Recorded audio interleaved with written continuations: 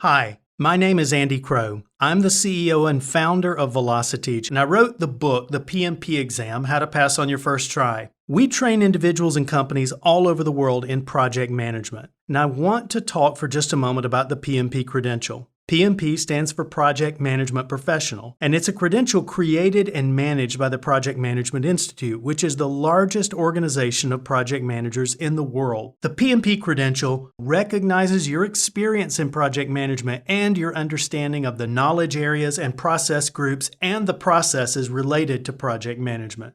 More importantly, it's a global standard. It's recognized and used around the world. So it gives you a common vocabulary for managing projects in and out of the area where you live and work today.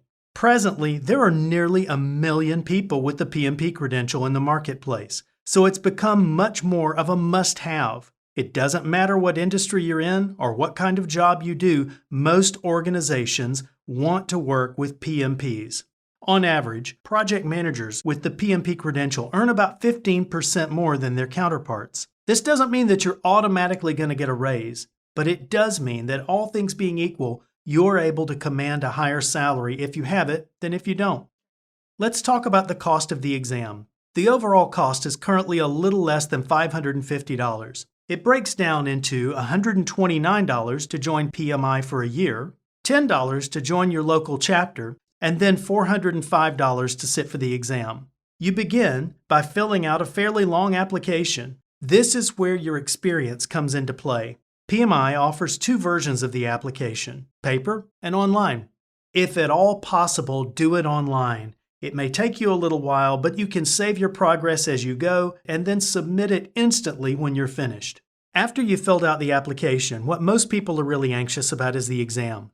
The PMP exam is 200 questions long, and it's timed with a 4-hour limit. It's also held in a secure facility with proctors and cameras, and all of that can be intimidating. It's pretty notorious as exams go. The keys to overcoming your test anxiety are preparation and practice. So how do you know what to study? You may have heard of a document called the PMBOK Guide. The PMBOK Guide is very useful for practitioners, but it's not a sole study source for the exam. In addition, PMI keeps the list of sources for the exam a closely guarded secret. When preparing for the PMP exam, it's important to choose reliable materials with proven results. Another factor to consider is your individual learning style. Do you prefer self-study at a convenient pace? Or do you thrive in short but intense study sessions? Are you a visual, auditory, or kinesthetic learner? From live training classes to online learning courses to resources for self-study, Velociteach has options available to help you prepare for the PMP exam. Links to more information about each of these options are available in the About section below. So how long should this take? Well, the good news is if you take a live class like ours, you can pretty much focus intensely for 4 days and be prepared to take the exam immediately after class.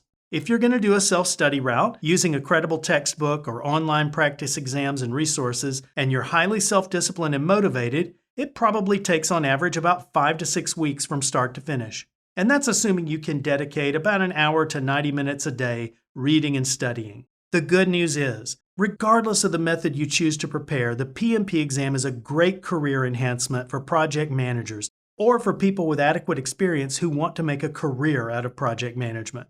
We've covered what the PMP is and how to go about earning this credential. Now, let us help you get there.